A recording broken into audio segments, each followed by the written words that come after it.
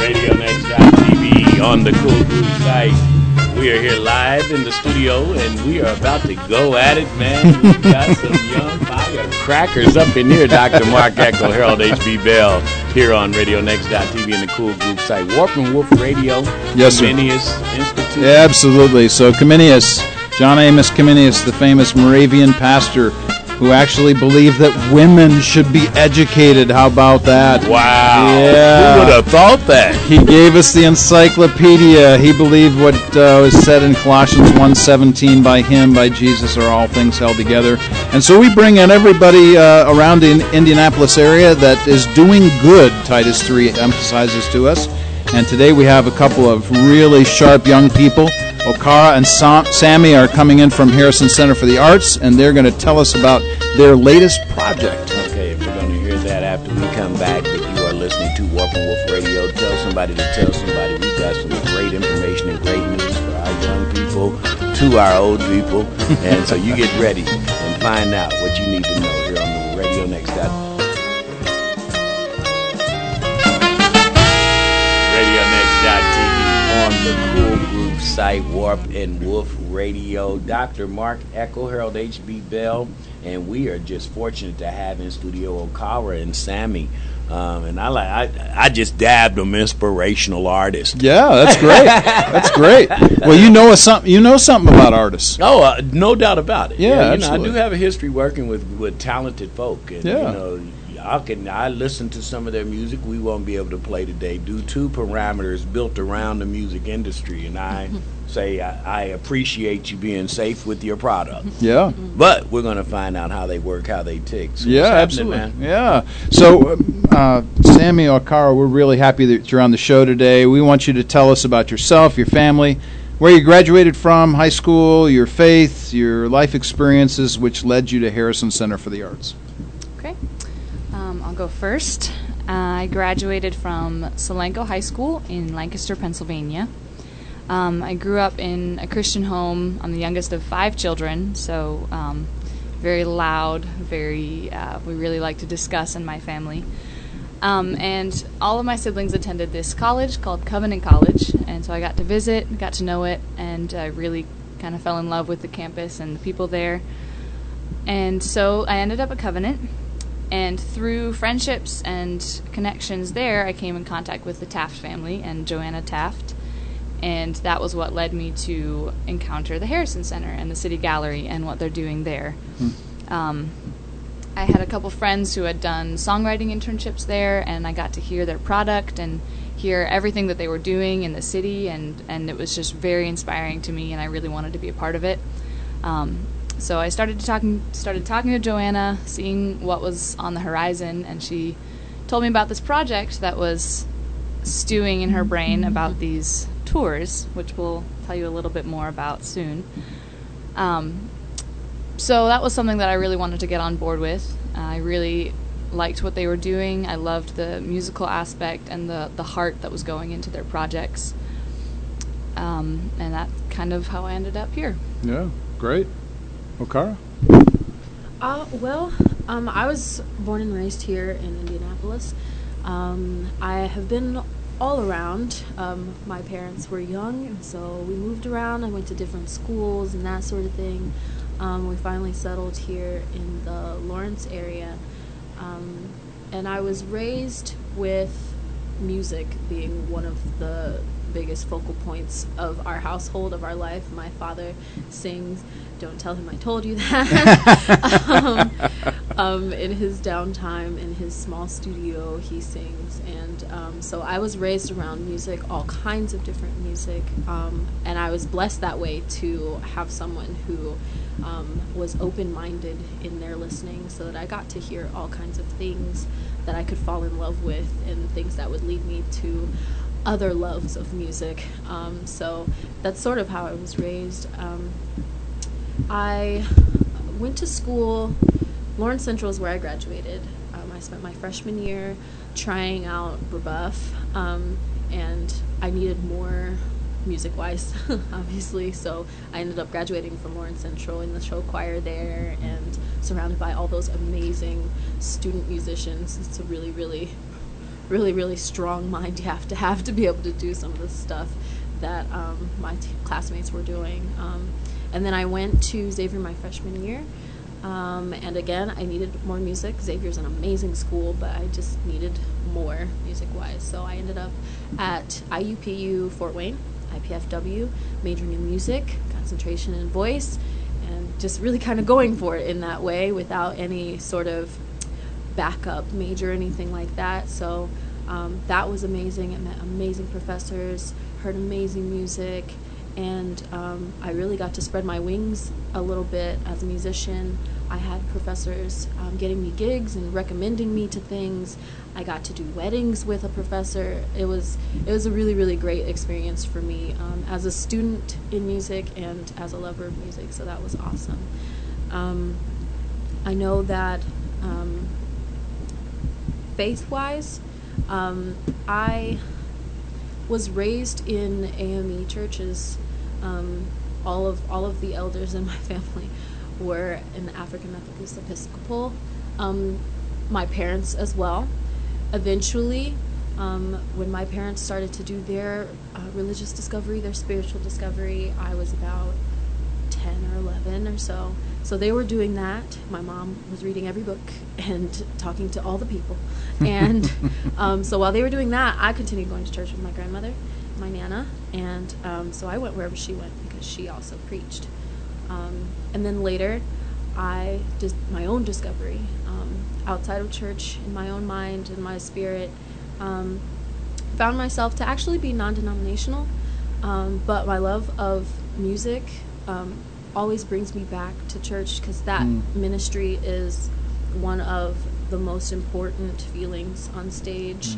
The human connection between myself and an audience is one thing, but between myself and other people seeking the good spirit is an amazing feeling. I always end up crying. I can't get out of it. I go up thinking I'm just gonna be strong and I'm gonna do this today, and I always end up crying because it's so powerful, that experience. So that's a little bit about all of me. The background and all that good stuff. I'm amazed every week when we have people come in that are 20-ish, a little bit over 20. No, and this is no disrespect. This is really just praising your upbringing, praising your adapting to this world we live in. Because I work with young people from 0 to 10, and 10 is in the house today. I keep hearing you say, Okara, it wasn't enough for me. This music, this thirst to be quenched in music. Do you ever get there? I think no, and I think with things that one is passionate about, I don't know that you ever get there. I just knew that as someone who wanted to hone my craft and to really be the best musical person that I could be, I hadn't been getting enough at certain places, enough guidance, enough information, enough mutual passion, all of those things. There was beautiful music being made, of course. There were beautiful voices and there were wonderful professors at the heads of those classes. And I did learn, but it wasn't, I needed it to be all around me. I needed it to be everything. I needed to go from one class to the next, and most likely it was going to be another music course. Well, let me pick up on HP's good word here, and from both of you I hear, Sammy, you talked about your family's strong discussion background and so on. Obviously you don't want to talk to your dad about his music, but I think that's really cool. So why don't you talk just a moment each about the question of how important are adults in a young person's development? I'd say enormously important. I can't really stress that enough. My dad would play guitar for us while we would set the table and sing House of Pooh Corner together. So the fact that music played an integral part in both of our family lives kind of shows how that developed. And I think both of us can attest to the fact that having parents who cared deeply for us and walked with us through every stage and kind of just you could see the love that they had for us. That was enormous in our development. I know in mine, I grew up in all kinds of schools, homeschool, private school, public school. I did them all. And through all of it, my parents just had this intense gospel presence, and it was in every aspect of our daily life. And that was huge for me. And so when I got to high school and started to make my faith personal, my own, I still had them guiding me through every step of the way. Nice. So I could not stress how much my parents have played an important role in my life and my development. Yeah. Great. I think that's it too. That guidance. I mean, as what you'd call youths, we can be around one another of like-minded folks, and we can get really buzzed and we can get really fired up, and then it's sort of like, but what are we doing?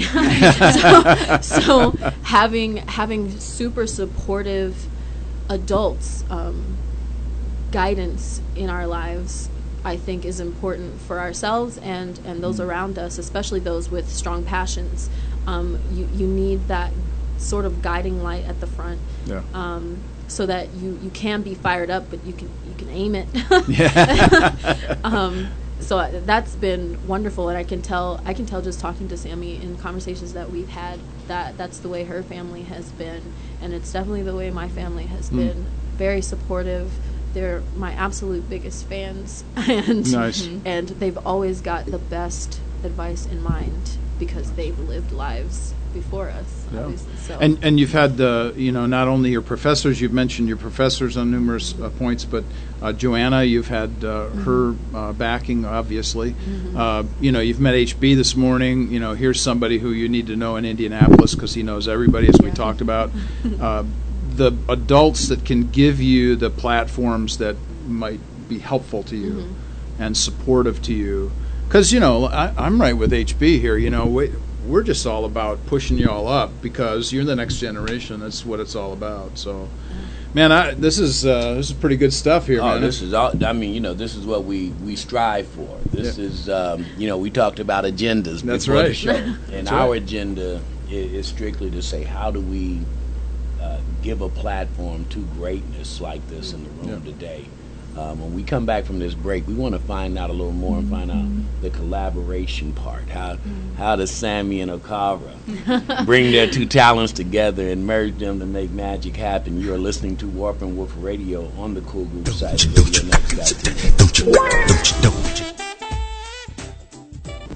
And we are back. RadioNext.tv on the Cool Group site. I love when I make you blush, man.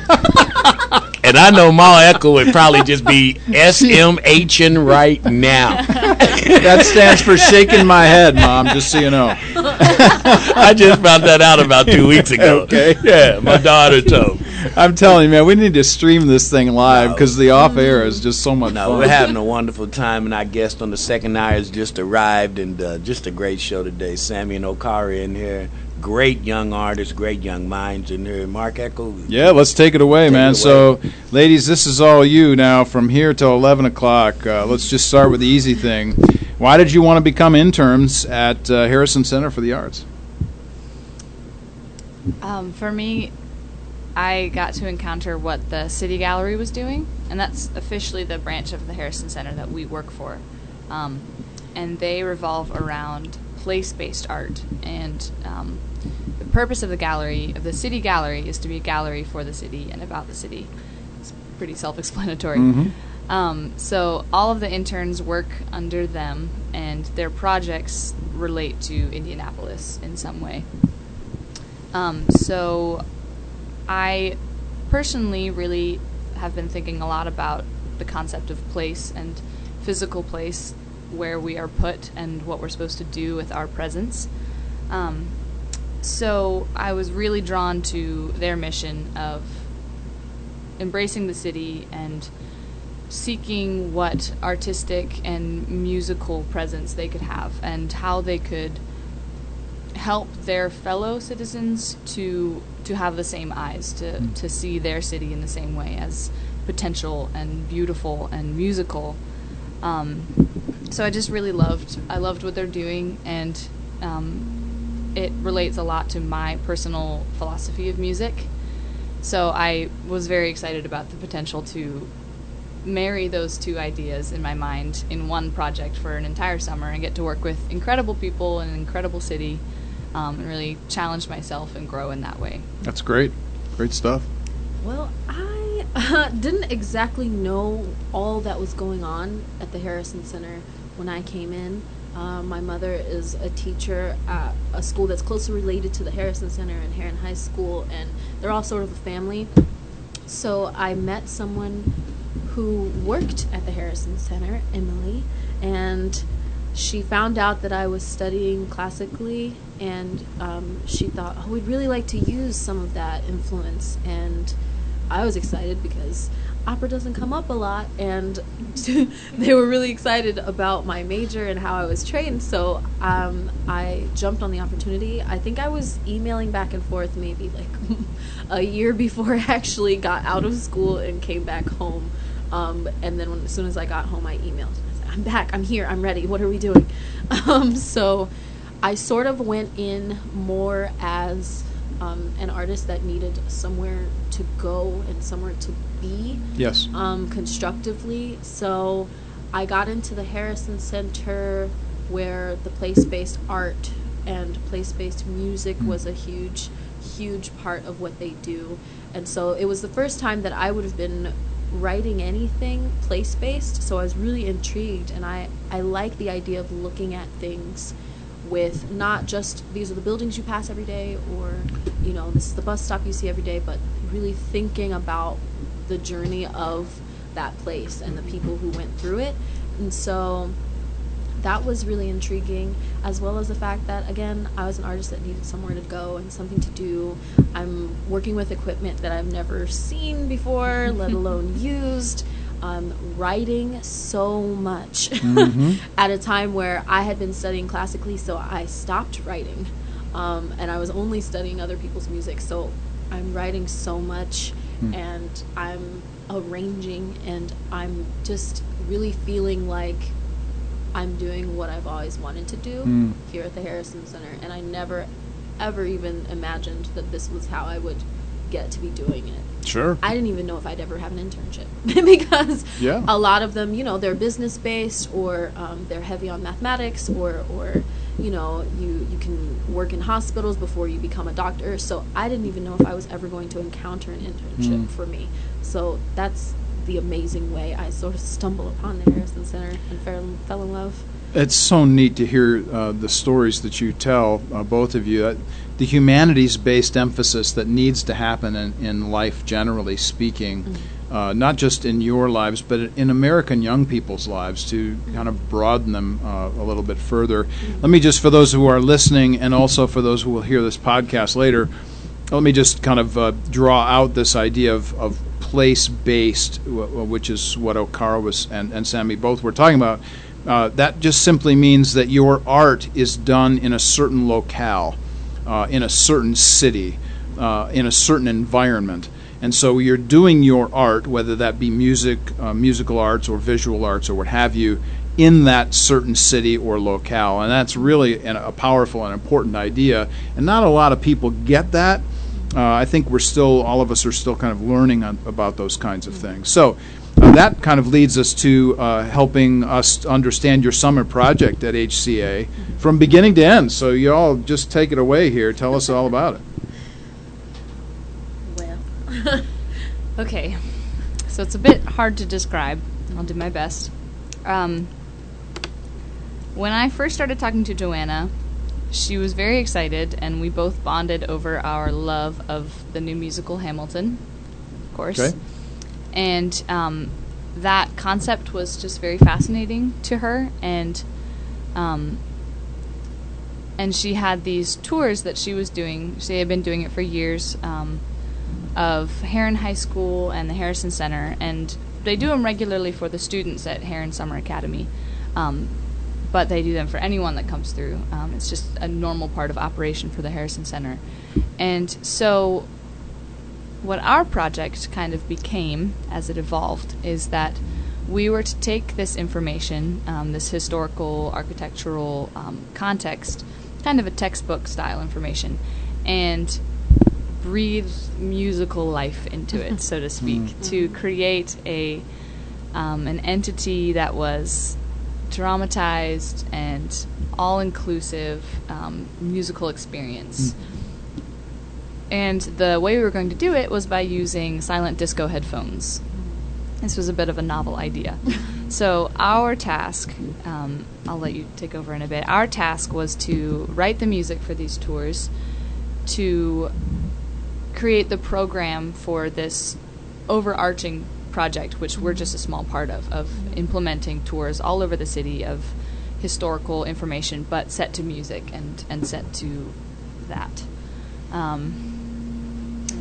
Well, so the silent disco headphones, the concept of a silent disco was another concept that was fascinating Joanna at the time. So we got these headphones. The idea is, and you might have heard a little bit about it, there have been some events that I could think of that you wear the headphones, there's a couple different stations, originally, there's a couple different stations, and people can choose what they're listening to. You're in a big room, and you just do this very strange and awesome silent dance party where everyone can hear things, and yet no one can hear them. And so it's this really funky idea. And so she wanted to incorporate those into the tours. Now, initially what that did was, that we can see so far, because we're piloting it with the Heron and the HCA tours. What we can see is that, at least for the students, it gets them zeroed in, because we're all on the same station. We're listening to the same music, essentially, but it gets them zeroed in. They're all hearing the same thing at the same time. They're not fully sound canceling, but they're really, you're focused on what you're hearing in the headphones, and you're looking at what the music is pointing out. So it gives you sort of this atmospheric experience, rather than hearing all these great things about the building and how it started and what went on and the functionality of it and architectural details. You're looking at it, and then the music is giving you an experience of atmosphere of that spot. So that's how we're using the silent disco headphones. We're not all different pages or anything like that, like the original idea, but we have found that it does get the students really focused in on what's happening. It's a little hard to chat and to get all interspersed throughout the experience with their own conversations if they have the headphones on and we're all listening, and if they like what they're hearing orally, then it's a lot more focused for them. So that's what that's been as far as the silent disco headphones. And musically, we've kept our influence from Hamilton, which was the other big idea that Joanna was fascinated with. That influenced the way we approached the information. We kept our minds open as far as, okay, can we incorporate spoken word here rather than a melody? Can we have a rap? Say we have a Heron senior, Michael Williams, who wrote some verses for us. So that was a delightful experience for his voice to be on there, and they all turn and look, is this Michael? Is this Big Mike? Voice. Yeah, so our influence from Hamilton the musical and our influence from the hip-hop genre has been, what different ways can we present this information? What different musical aspects can we use to make this pop? So that's been the journey of the ideas morphing into the project itself. Sammy, as an artist, I'm listening to you synthesize an idea and a concept. What do you get more pleasure out of, synthesizing someone else's concept and idea, or just the originality of something that came to your head and let me plant this seed and grow this flower, so to speak? That's a really good question, because that's one of the things that Okara and I work really well together. I enjoy the initial writing process and the original of, like, this is something brand new that was born from my head. But I think what I love the most, and this may come from my love of musical theater, is when I'm given something that's very, very bare and preliminary, and I have the opportunity to just kind of run with it and just have fun. And that's great because we pair very well. Okara is really good with the initial concept and like what do we want to go for here, and like getting those bones. I get swept away with like inspirations and ideas and things, and then I present it and this sounds really good. I need Sammy to squeegee it and make it sound finished. You know, Mark, it's what we talk about each week, and we have this little slogan we use that, you know, Mr. Heart, Mr. Kidney, Mr. Lung, Mr. Brain all look different, and then they wake up every day and say, let me wake this guy up and move him. And to have those parts working together in harmony is the greatest thing I think that we can have in artistic expression. And I just applaud you guys for understanding that early. It takes a lifetime for old folks to understand this. So we're going to take our last break in this segment and come back. Okara and Sammy's in here spicing it up at RadioNext.tv. RadioNext.tv on the Cool Group site, Warp and Woof Radio. Dr. Mark Eckel, Harold HBL in the house with Sammie and Okara. And those last two cuts, speaking since we're celebrating local music, that was In the Moment Band, and you can check them out on August the 12th. Nice. Down at the Indiana Historic Society. Mark? Yeah, absolutely. So we got a couple more questions here for you ladies before we end up the segment here today. When we talked a couple of weeks ago, I heard you both mention the importance of what you referred to as humans in the story, and you spoke of human interaction and storytelling. So please tell us about what that means. That's huge for me. It was one of the things that first attracted me to this project, because one of the aspects of musical theater that we drew from is that when you create a character in a story, you're rounding them out, you're giving them their character, but then if you add the dimension of music, it really creates a whole new level of subtlety and depth. And so what we're doing is we're taking real people that existed, specifically in our Heron tour, and we're not giving them anything because they were wonderful, incredible, vibrant people in their lives, but we're restoring the brightness to their story. We're taking them out of that setting of textbook history, which I love, don't get me wrong, but we are showing people that these were living, breathing, passionate people that played really important roles in this city.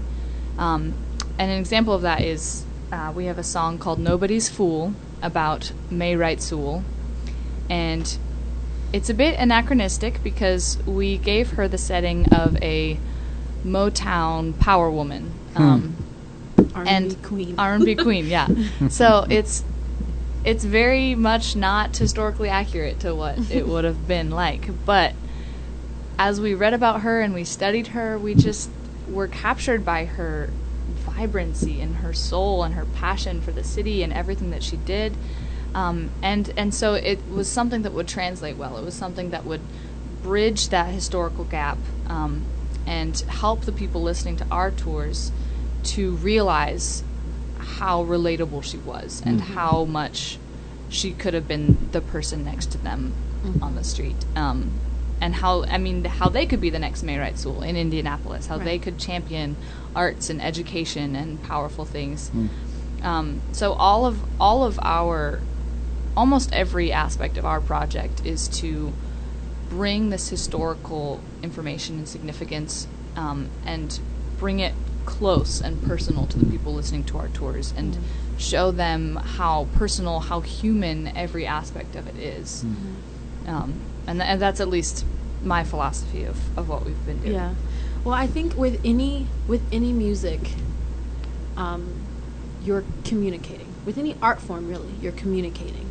And you could see it as just your personal self-expression or whatever it is, but every art form is communicating to the other human beings that will see it and receive it and take the messages in from what you painted, from the photographs, from the words you speak and the words you sing to the notes you arrange.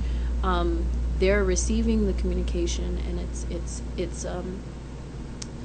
it's what we're doing is to do that for the historical facts, is to do that for aspects of Indy and Indy's buildings, architecture, the people like Mayrite Sewell who helped build the ideas that live and breathe throughout the city right now.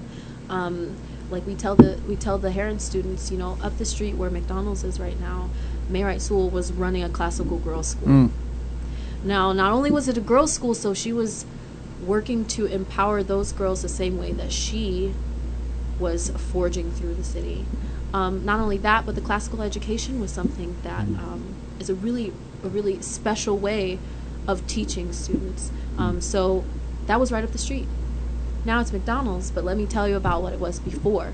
And let me do that in a way that brings it right up to you. And lay it right at your feet as something that you can pick up and grab and run with. And you can do that with music because it's, you know, the international language of everything. It makes sense to everyone. And so that's how we get to do that. We get to bring it and set it down right in front of them in a way that allows them to pick it right back up where these people left off. And not only that, but the history of the buildings themselves. When I talked about atmosphere earlier, like writing some of those pieces about the specific buildings that they take classes in, for me it was important to give them that atmosphere so that we could be all with our headphones on, looking at the museum building of Heron High School and have that atmosphere of Italian Renaissance revival, like, and to feel it and to hear it and to look right at it and to think, before this was a museum and now it's a school. But even before it was a museum, the influences that they designed this building with came from far, far away and long, long way away. And so to bring all of those things so much closer, little by little, it was done for us a little bit in the way that, you know, they pulled older aspects into the designs, but then we got to pull those aspects of design into music and then present it to them. So it's all super, super close to them, and they can feel ownership and they can feel a part of a longer story that will continue once they pick up what we put down and, you know, run with it. So I think that was super important as far as people and place in this project, and that's what we use the music for. One of the things that impresses me as I'm listening to both of you, and I'm looking at Sammy talk, and the intensity of the look on your face, and how Okara talks with her hands. I wish that everybody who was listening could see the look on Sammy's face and Okara talk with her hands, because that's part of the intensity and the passion that comes through these young women and what they're doing even here in our studio today. Let me ask you this question, because this is not, as we talked earlier, this is not a one-and-done situation for you as far as you're concerned. Your project wants to produce a formula or a framework so other places around Indianapolis and beyond can use what you've designed. So what's the purpose of creating such an outline of your work? I think a larger goal of Joanna's and of ours and for HCA is to have this be a way to stimulate love and interest within the city, for our city, and from without the city about this city, about this state. To have this framework laid out, you know, our process, the way we did background research and then wrote lyrics and then decided what the atmosphere of the song was going to be, what building are we looking at, what space are we looking at, what people are we talking about, that sort of thing. The process of, you know, we're looking to write more about this project and to say this is why we're doing this is why this is important in the city, so that later, hopefully not too much later, we can have, whether it be tour guided like we're doing now with our pilot at Heron, or whether it be, I don't know, it's 2016, it could be apps, it could be anything, to have these music guided tours take people throughout this city and let them hear and feel why it's beautiful, or why each building is important, or why, for myself, riding on the bus and seeing buildings that so clearly have influences in certain periods, and then to look at the function that they have today being most likely completely different from what they started, to have that be guided through music so that people can really internalize it and feel that. So the pilot now is with the Heron High School students, and they go through their campus and they go through HCA, and we talk about how that building has changed and everything like that.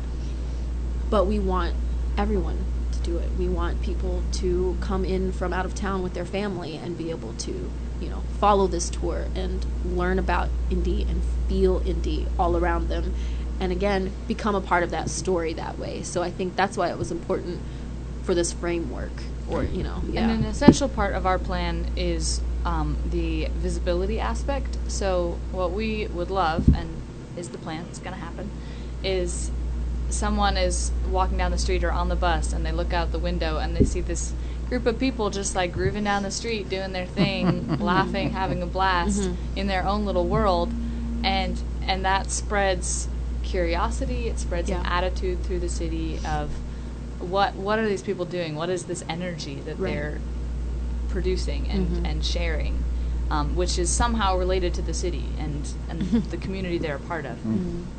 So that's a really important part. The fact that these are people out there doing their own little thing in their own little world, learning, but they're also still a part of something much bigger going on around them, and they're not removed from it. So that's part of the plan as well. Yeah. The issue of framework and formula, some people kind of get a little hinky about that, and they'll say, well, you know, we just want to do our own thing, and we want to be autonomous, and so on. Nobody's autonomous. Let's just get over that right now. I mean, my word, how in the world do you think anything comes into being? You have 18-wheelers running down 4-lane roads right now, bringing us everything we want at Walmart or Target or whatever we do. You know, nobody's autonomous. So it's really wonderful to hear young people such as yourselves talk about collaborative efforts already, because, you know, when you get old like me, you know, it's tougher to do this. No, I'm teasing. So we've talked a lot about the specifics of what you're doing. Any final words that you'd like to leave with our audience here today before we take off? I'd just like to say, you know, keep an eye out, keep an ear out, more importantly. We want this to become a really big part of Indy's storytelling, of Indy's identity, and we would love for you to join us in the revisiting of all these important moments, all these important places and people who helped build the city we live in. You know, being in the Midwest, you don't get a lot of we don't get a lot of I don't know, buzz as compared to some other places. Sure. Yeah. But of course, when you take it down to that micro level, there's so much there. And so this is really just to make sure that we don't forget that here, living in the everyday. We are going to buzz you guys. Don't worry about that. Absolutely. Go ahead. I would say come visit the City Gallery. Come learn about the artists in our city and just ask questions about this massive thing that we're a part of that somehow makes us feel small, but also is something that belongs to us. And that's something that the City Gallery is really trying to explore through their artistic development of the city. Just come be a part of it. Come learn about this massive thing that we get to live in. That's great. Yeah. Okara, Sammy, thank you ever so much for being with us today. Thank you. For your work, the good work of Harrison Center for the Arts, all the rest of what's going on down there. We'll look forward to what is being produced in the future. Yes. And we promise to buzz a lot about this because the podcast is going to go out later on, so we'll be all about that as well. So, without further ado, we are going to move to our second hour here real quick, bringing in Dan Davis, who's going to be talking about Truth Seekers International and his work in India. This is RadioNext.tv on the Cool Groove site. RadioNext.tv on the Cool Groove site. Dr. Mark Eckel up in here, and every week just the content's getting thicker and richer up in here. We love this stuff, man. Yes, we do. And our second guest is in the house. Yes, he is. Dan Davis is with us from Truth Seekers International. And Dan and I have known each other for some time, and I'm really glad to introduce him to you, to our listening audience, and to the podcast groups that'll take this from here. Dan, welcome to the show. Tell us about yourself, your family, your life experiences, and give us an overview of your present efforts in your work with truth seekers. Oh, wow. Born and raised in Indiana, grew up in Newcastle, Indiana, moved to Indianapolis in 1985. Did a lot of things. I will say also I was, raised Christian, but as is true of a lot of people, walked away when I was 15, 16 years old because, I was smarter than they were, and had it all figured out. And then God brought me to Indianapolis, and I met my second day in Indianapolis, I met the woman who was to become my wife. Still is my wife, I guess I should say that. Good to point that out. Good to point that out. And my boss at my job was a recording studio. Just sort of, it was something of a pincer movement to kind of God was drawing me back to Him. And so I rededicated my life to Christ and just sort of been paying attention to the things that I could do. And I've been involved at East 91st Street Christian Church for, good heavens, I guess we're not too far from 30 years now, somewhere around 87, 88. That's huge. And that's been a wonderful place and just a huge part in getting to know people there. And eventually I did a number of different things and found my way, actually at the ripe old age of 40, I went back to college to become a teacher. I decided that's where I wanted to be. That's what I wanted to do. And through that, I eventually found God led me to Heritage Christian School, where you and I met. And I've been there now, starting my 12th year. Good. And that's been just such a wonderful and enriching experience. And then while I was in my time at East 91st, taught a Sunday school class for a few years with the fellows. Actually, he's a pastor now in Carmel, Sam Howard, and he and I taught a class called Step by Step. And one day, a Indian man and his American wife, who were missionaries in residence at East 91st, Sunil Sardar and his wife Pam, came to our Sunday school class and became a big part of it. And they were involved in caste reconciliation in India. Now, I'd heard about India. I'd always had something of a fascination. My love for literature, there's a lot of great literary figures have come out of India, Rudyard Kipling, George Orwell, E.M. Forster, etc., etc. And but they were talking about something that I thought was a thing of the past, and that is the caste system in India, which sort of tells you where you belong in society, not where you fit in necessarily, but where you have to stay. And their work with the caste system, and that just really resonated with me. And so I got to know Sunil and Pam more deeply over the years, and have been working with Truth Seekers International now since probably, I guess, the late 90s, so coming up on, again, about 20 years. And have made, how many trips? I've been 4 times to India, and it's really interesting to see what God is doing there, because that's, Christianity has been a part, according to tradition. Doubting Thomas, the apostle, is buried in India. So Christianity has been present in India since almost literally the very beginning of Christianity. Right. But it's still only 3 to 5% of the population identify themselves as Christian. And so it's been sort of interesting to me to think about why that is. What's the disconnect? And one of the things that we believe with Truth Seekers has to do with the caste system, is that it's not really been challenged in a direct way in India. Just as Martin Luther King Jr. Brought Christian principles to bear on the civil rights movement in America, and it was then that Christians started to wake up and say, no, these things that we've been doing, separation in our churches, etc., that's not the way Christ would have us live. And so that's sort of the message that we're trying to bring to the people in India, is that there is a greater truth out there, and trying to connect them with, connect their stories with the stories of the Bible, etc. And so it's just been I don't. I'm kind of rambling. There's so much. There's so to much talk to about. say. But just working with truth seekers and going over, one of the things that we do are foot washings, because that's that's Jesus actually commanded that. He said you need to go out and wash feet, and so you have these people, these they call themselves Dalits, which means the broken. They are what are known as the untouchables, and then the who are outside of the caste system traditionally, and then you have the low caste people who are, the name in Hindi means slave, the Shudra, and so you have these slaves and these so-called untouchables who have for thousands of years been told that they're worthless or of very little value, even to their gods. And so Truth Seekers brings people mostly from America. There have been other groups from Scandinavia, etc., but mostly from America, to come over and do nothing but get on our knees and wash their feet.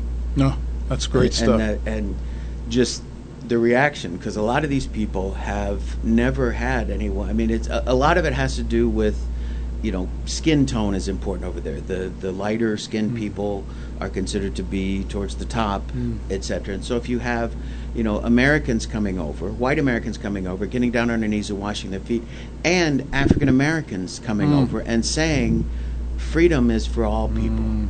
Freedom is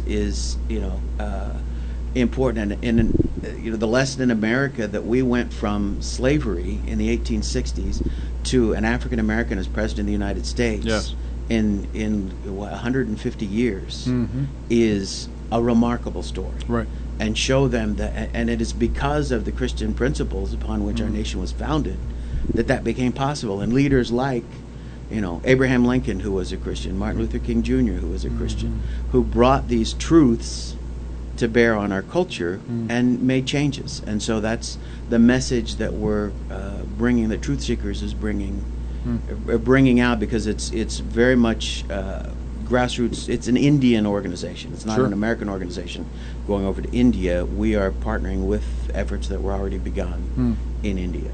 It's really important to make sure that everybody on the ground, as it were, participate, because obviously they're going to be the ones that are not only the most influenced, but the most important to influence their own people.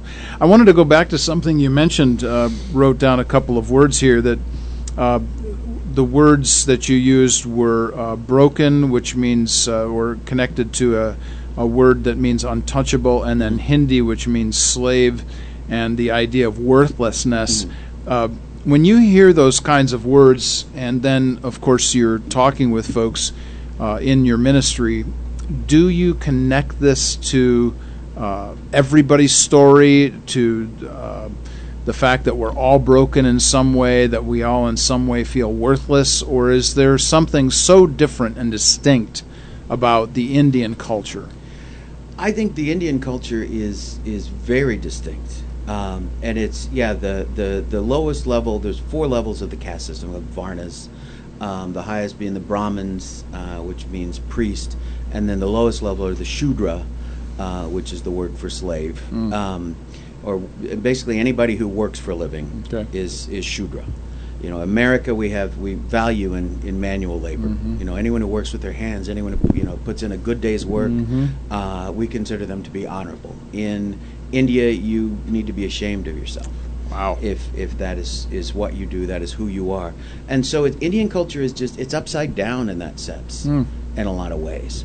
And so it's not, it's more, Truth Seekers is showing the worth that these people, these Dalits, these Shudra, you have value.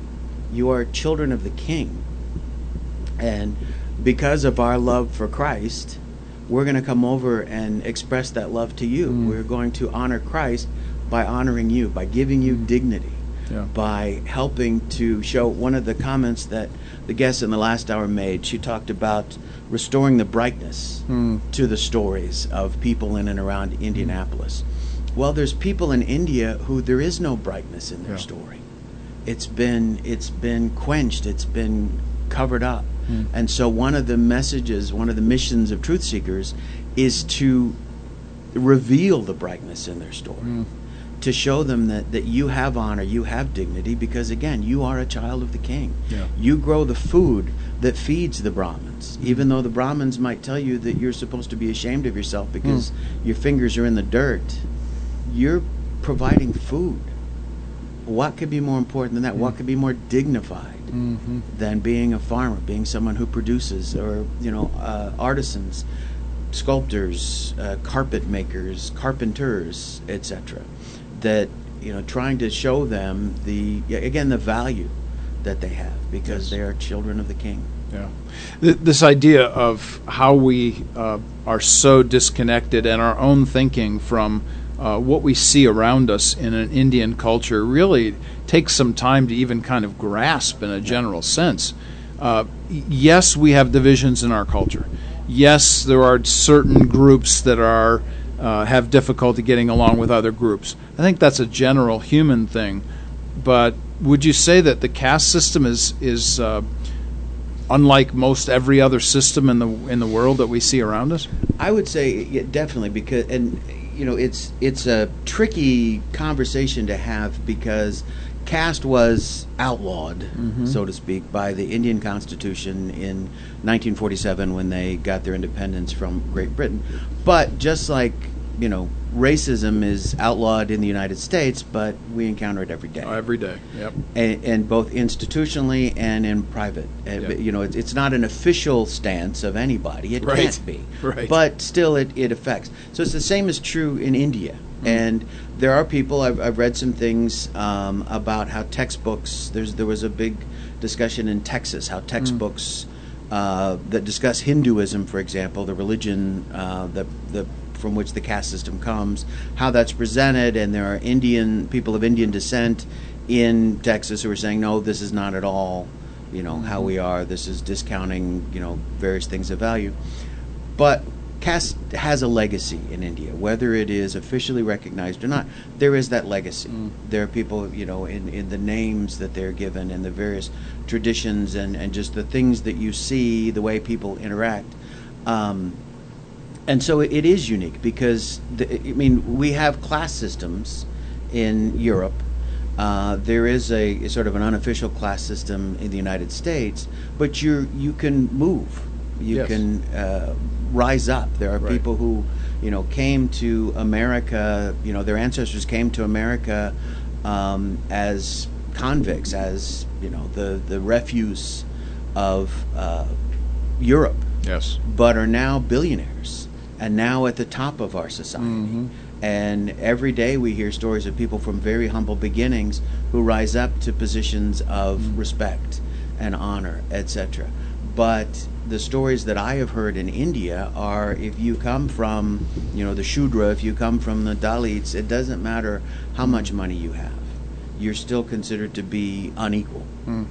It's a stigma almost that you're left with for the rest of your life. Tell us a little bit about how you became involved with and then passionate about Truth Seekers. It seems like, you being in the United States and India, it's quite the bridge. I don't know how I can explain it other than it's a God thing. India has always kind of resonated with me, as I said. There's the literature, the stories, and also I've always had a sensitivity to ideas like caste.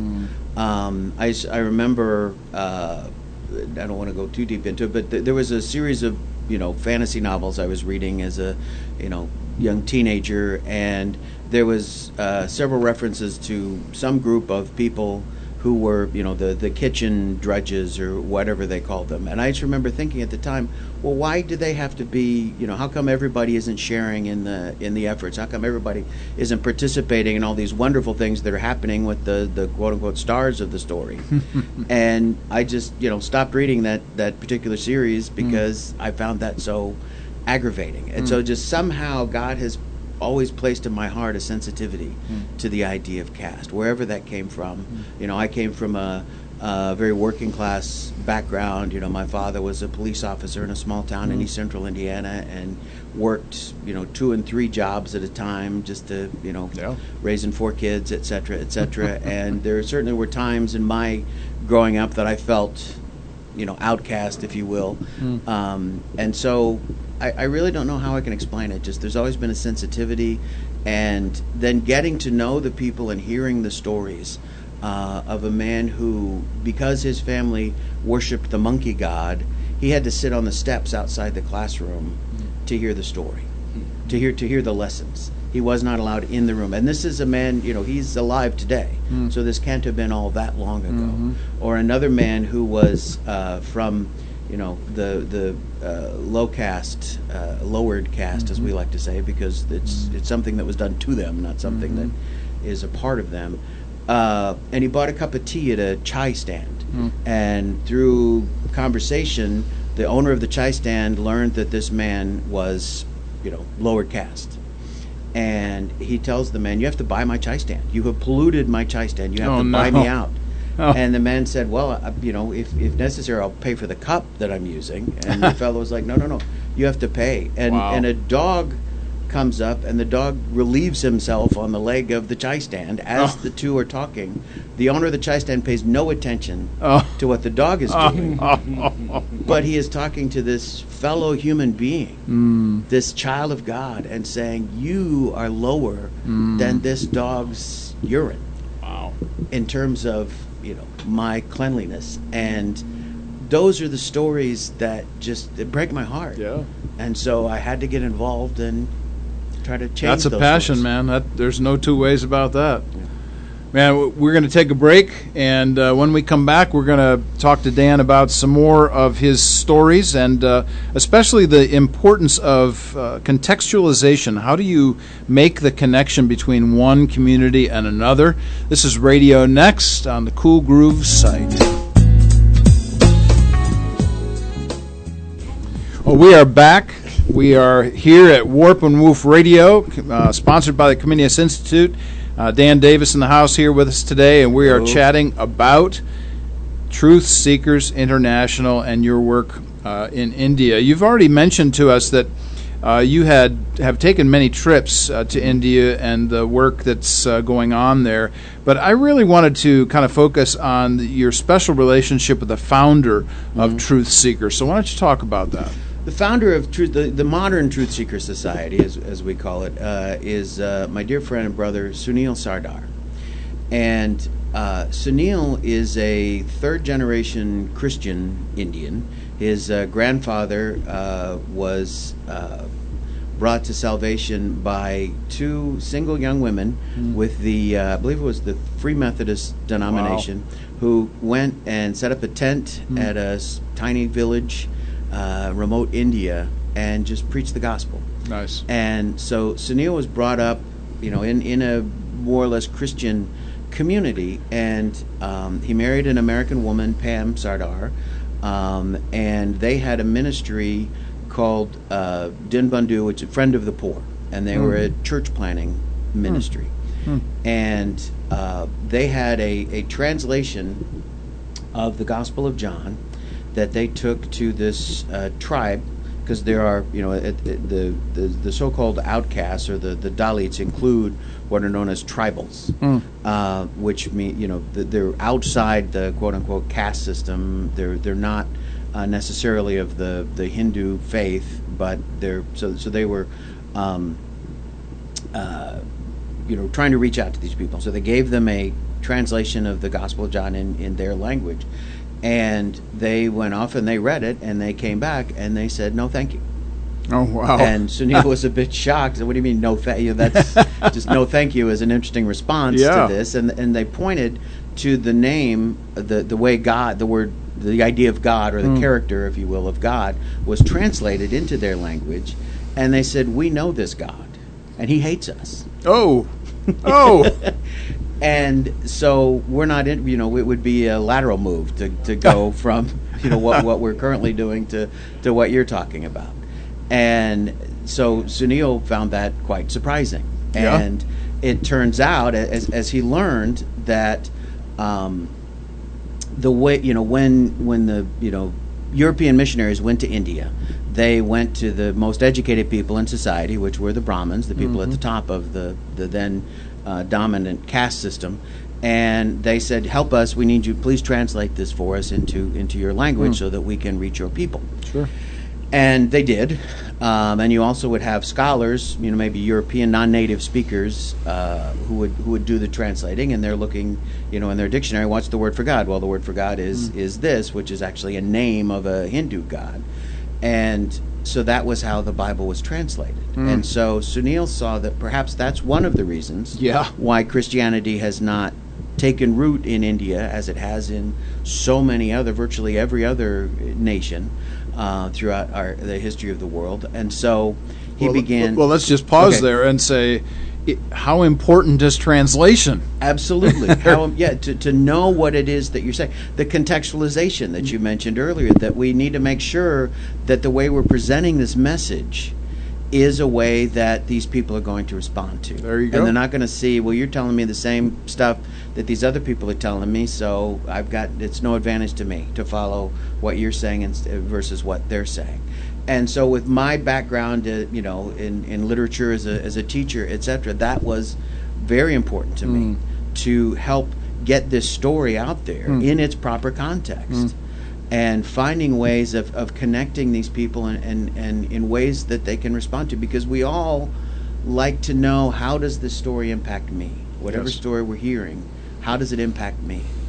And so if you're going to tell me that, English teachers are all evil, well, then I really don't want to have more, more to do with me. I'm not interested in whatever stories you want to tell me, because you've already alienated me. And so that was something that just really struck me as, I want to be a part of this. So one of the things that Truth Seekers has done is we have retranslated or translated again the scriptures into what we've de-Brahmanized. We've taken that kind of language out and made it clear that what we are talking about here is something profoundly different from what you've experienced before. A God who loves you, a God who welcomes you as his child, and has a heaven, has a house for you with many rooms.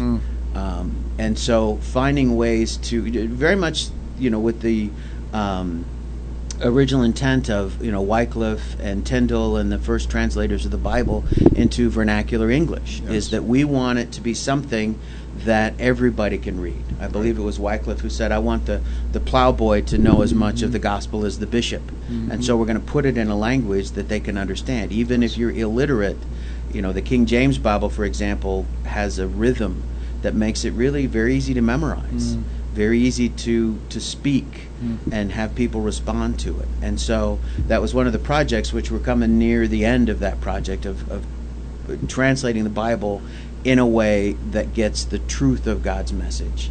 And again, that was just something that I felt was important, and I had to be a part of it. And so I've been walking alongside Truth Seekers for some time now. All of that time.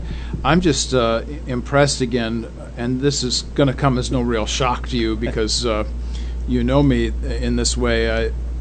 The power and the importance of language and words, and the meaning of words. And yes, we know words and their meanings change, but you can't simply make it your own thing if it's come from a certain source. So our responsibility then is to do exactly what you're doing, and that is to make sure that people hear it in the language that they need to hear it in, so that it doesn't there's no cross currents that cut that off. And using terms that they understand. One of the things that struck me about Sunil's approach is when he does communion at the worship services that he does in India, he uses a coconut. Because coconuts are a part of Brahmin worship. And so he's sort of reclaiming that, because most of the people, the population that he's dealing with, the population he's preaching to, they don't know from bread and wine. They don't have that Passover tradition, because as Christians, we have a great debt to the Jews. And we are continuing their traditions. We are perfecting. We are it's perfecting in the sense of making complete the traditions that started back with the Passover, etc. But if you have a population that has no understanding of Judaism, no understanding of Christianity and its roots, then things like bread and wine aren't going to make the connection. But he takes the coconut and with a hammer literally this is my body that was broken. Wow. And so he breaks very visually, you hear it, you see it, the body of the coconut. And then this is my flesh. So you eat the flesh of the coconut. And we take the coconut milk, and that is, this is my blood. And so there's your contextualizing. Let's put it in a way that people are going to respond to. Let's say it in a way that they'll get, rather than having to, okay, here's the whole thing with the bread and the wine, and let me say, the historical, critical approach. Right. Let's just do it right away. I mean, when it struck me the other day, when Jesus first approached the apostles, who were fishermen, he said to them, I will make you fishers of men. Immediately, they know what he's talking about. He doesn't have to explain, okay, what we're talking about here is discipleship, and you're going to do this. When he says to them, and talk about contextualizing, that I'm going to make you fishers of men. And so where we are now, our next big project is reaching out to the animal herders in India, who are considered to be, they're the lower castes. They are, you should be ashamed. You're unclean if you're an animal herder. And about 10 years ago, a wonderful man named Shiv Kumar came to be our office manager. He's an accountant. Came to be the office manager. He now actually, I think he doubles as a cook in the office. And he is the brother of one of the leaders of the shepherd's caste. And we're talking literal shepherds in India. And Sunil said to him, hey, you know what? And he pointed to the verse in Matthew where Jesus says, I am the good shepherd. And Shiv's response was, wait, we have in Hinduism 330 million gods. No shepherd. No shepherd. Not one shepherd. Oh, my. You've got one God, and he identifies himself as a shepherd. Wow. And so for 10 years, the shepherds in India have been, particularly in the Delhi area, have been celebrating Christian holidays. And so we are working on what we call truth keepers. We have truth seekers, and we have Sikhs, Muslims, Sufi Muslims, Buddhists, atheists, agnostics, etc., who come together and are seeking the truth. That's great. And we firmly believe that if you're truly seeking the truth, just like with C.S. Lewis, Josh McDowell, and Lee Strobel, who each of them set out to show how ridiculous Christianity is, they sought the truth, they found the truth. That Christianity is truth, capital T. And, Buddha said, Buddha sought the truth. Jesus said, I am the truth. And so the truth seekers, then when they complete their search and they find Christ, they become truth keepers. Nice. And so we're working on developing this truth keepers discipleship program. And particularly among the shepherds, we're showing them, well, if God is a shepherd, if God is your shepherd, Psalm 23, the Lord is my shepherd. Okay, well, think of yourself as a shepherd. What do you do that makes you a good shepherd? How do you care for your sheep? How important is your sheep's welfare to you? And so if you consider God as your shepherd, then how much better is he going to be at being a shepherd and tending for you? And the Lord is my shepherd, I shall not want. God provides everything that I need, and anything that God doesn't provide, it turns out I don't need it.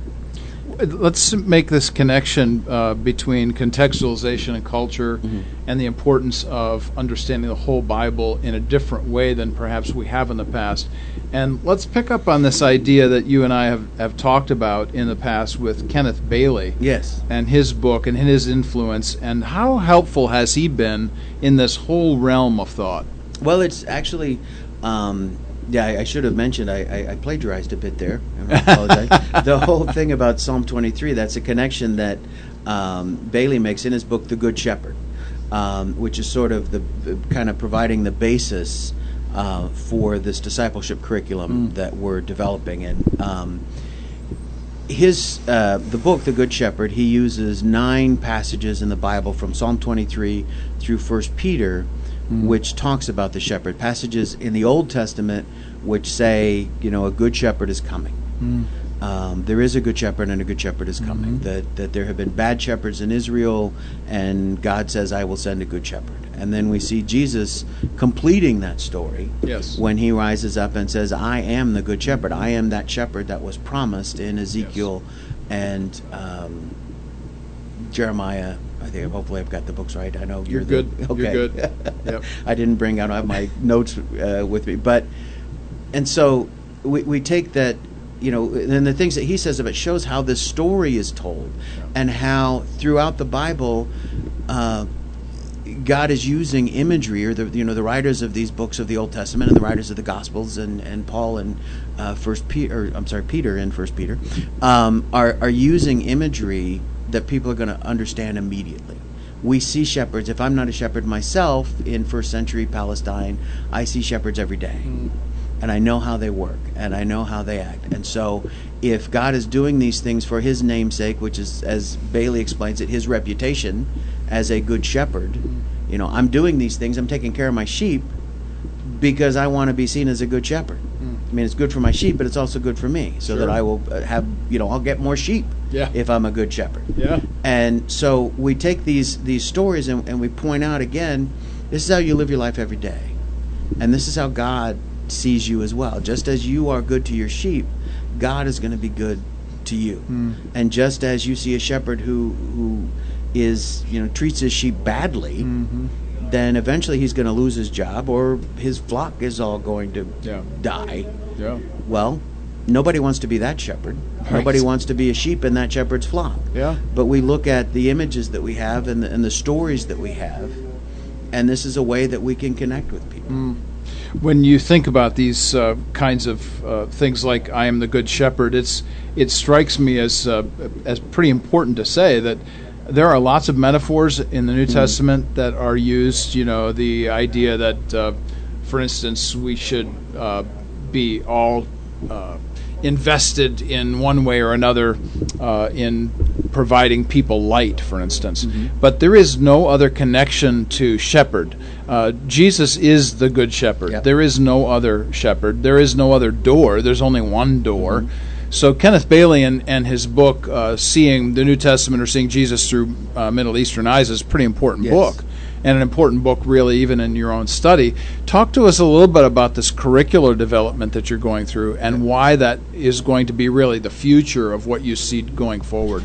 What we're working on, again, is showing how to take these stories, and it's very important that it's an Indian thing. It's not, we're not, Christianity cannot be seen as an American religion, cannot be seen as a Western religion, and cannot be seen as the white person's religion. That's right. However you want to present it, because that's not what it is. It came from this area. Their culture has a lot more in common with the images and the stories and the examples that are provided in the Gospels and the epistles than we have as Americans. Yeah. We accept them because we've been steeped in that culture and that history. But they can actually see these examples as, okay, I know exactly what he's talking about. When the person comes in the middle of the night, is banging on your door because they have guests and they need some food. I know, that happened to me just last week, et cetera, et cetera. And so, we're building this discipleship curriculum so that we can raise up these people who are going to be able to speak to their own communities in a language that they understand. Right. That we won't have to worry about me going in as an American who doesn't have a complete understanding and, using an example that they find offensive for, perhaps. Or so we're using this shepherding, these experiences of actual shepherds and the imagery that's used in the Bible regarding shepherds, that there is a good shepherd coming, that the bad shepherds are going to get punished, etc. And Jesus, again, identifying himself, as you say, he's not like a shepherd. He is the good He shepherd. is the one. Yep. He's not, because he's, and so we take that image. We also, a potter, there's a potter's cast. And so we can build, once we get this shepherd curriculum, then we can look at a way to how can we help the potters understand what it is and how they work. When you look at a lump of clay, you see its potential. You don't see it as a misshapen lump. You see its potential. Yes. And so that's how God sees you. And so if you're, and so then they can take that message back to their communities And they can say, okay, guys, here we are. We've been shepherds for thousands of years. Turns out the true God himself is a shepherd. And so we need to pay attention to him, and we need to, see how his examples, the examples of how he treats his flock. Yes. Actually, let's put it the other way. The examples of the way we treat our flock is the way that God is going to look upon us. And God is always going to want to make sure that we have what we need so that we can thrive, that we can be the best sheep, we can produce the best wool, we can produce the sweetest milk, etc. So what we're building on again is community. We're making it that contextualized. We're saying here is what you do in your lives for generations, and this is what God is doing on a universal scale. You might come in and actually participate in some way to help people see this. But really what you're dealing with here is this storytelling and the connection to what we refer to as universal transcendent principles. So why is storytelling so important to communicate these principles? It's important because I guess I would say I don't know why it's important, but it's been demonstrated as important that God spoke the universe into existence. He didn't craft it. He spoke it. Let there be light, he said, and there was light. And God is referred to as the author of all life. He's not the engineer of all life. He's not the producer of all life. Those are wonderful, good, occupations to pursue. But if we consider God to be the author, then writing, telling stories has to be somehow important. Yes. And I could make up a statistic, but I know most of the Bible is narrative, is stories. The story of Noah, the story of Adam and Eve in the garden, and these are ways that we can get right away. We can understand what's being told by connecting to this story, and we can. And so if we can tell stories, that we get connected to the stories. As you guessed the last hour, we're talking about, hey, there's a McDonald's down the road from Heron High School. That McDonald's used to be a school for young women. And so there's a story. There's something that, I can see, because I walk past this McDonald's every day on my way to school, and now I know a story. Now I have a connection. That if we, for a lot of people, the thing that connects us to sports, for example, is we know something about the players. We know something about the history of the city, etc. And that makes a connection to us because we now are a part of the story. So if we can show these people in India that they're a part of this big, beautiful story, they were not created by a God who hates them. They were created by a God who loves them. His love for them was the very reason they were created in the first place, so that he could express that love for them. And so if we can show them and connect their story, the things that they've done every day, to the story that God is telling, and bring them in and show them how they're a part of the story that God is telling, then we believe that's going to change the future of India. When you think about leaving our listeners with a final word or something that you would never want them to forget, what might that be? I would say, pay attention to stories. That we can, if we hear the story, if we hear the whole story, then we understand so much more. That we hear about things, and that's one of the problems that a lot of people talk about with social media and the 24-hour news cycle, et cetera, is we so rarely hear the full story. Yes. So I would say, before you judge anyone, before you make a decision as to, am I going to participate in this protest march or that riot for whatever it is, pay attention to the story, because it's the stories that drive us. It's we're part of the story that God is telling. So story is important. Pay attention to the story. Listen for the stories. Ask other people to tell you their stories. Those are good things. Good words from a man who teaches literature for a living, somebody who understands and knows stories, and now is connecting that in a curricular fashion for those who are going to be discipled through the Word of God. And so, Dan, thanks so much for being with us. Grateful Mark. so much for the time that you spent here today. We're looking forward to next week. I'm actually going to be on the road next week and talking to the Consortium of Christian Study Centers down in Asheville, North Carolina at the Billy Graham Center. So I'll actually be calling in next week. One of our board members, Liz Meyer, is going to be in charge next week along with HB. HB, it's been a great week again this week. We are always grateful that you are together here with us. Always, man. And as we mentioned, each and every week, Warp and Woof Radio continues to bring quality information to help empower our community. And thank you so much for coming in today. Well, thank you. We could do this again and Yeah, again we and could. again. But we're going to have the 10-Point Coalition Yes, sir. coming up right at the top of the hour. So you stick and stay right here to the Cool Groove site on RadioNext.tv.